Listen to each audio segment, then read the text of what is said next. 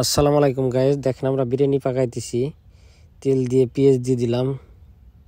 দেখেন এখন পেঁয়াজ, লবণ, হালকা বাটা মশলা দেবো। দেখেন লবণ দিয়ে দিলাম, এই যে বাটা দিতেছি সব কিছু, আদা জিরা এগুলি বাটা দিতেছি।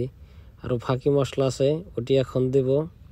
ওটা দিয়ে হালকা নাড়াচাড়া করে গোশ দিয়ে দেবো। দেখেন এই যে দিয়ে দিলাম বাটা, আরও অনেক ফাঁকি মশলা ছিল ওগুলি। এখন গোশ ঢেলে দেবো। দেখেন এই যে হালকা পানি দিছি, এখন গোশ দেব। এই যে গোশ দিয়ে দিলাম। আমরা এখন হালকা নাড়াচাড়া করবো। এটা আগে ভেজে নিছি অনেক সুন্দর করে।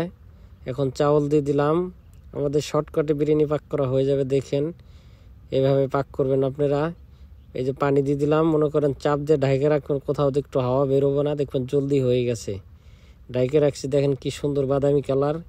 এখন এটা হয়ে গেছে, আমরা এখন খাবো। এই দেখেন অনেক সুস্বাদ হয়েছে, অনেক সুস্বাদ, না খেলে বুঝবেন না। যারা যারা খাবেন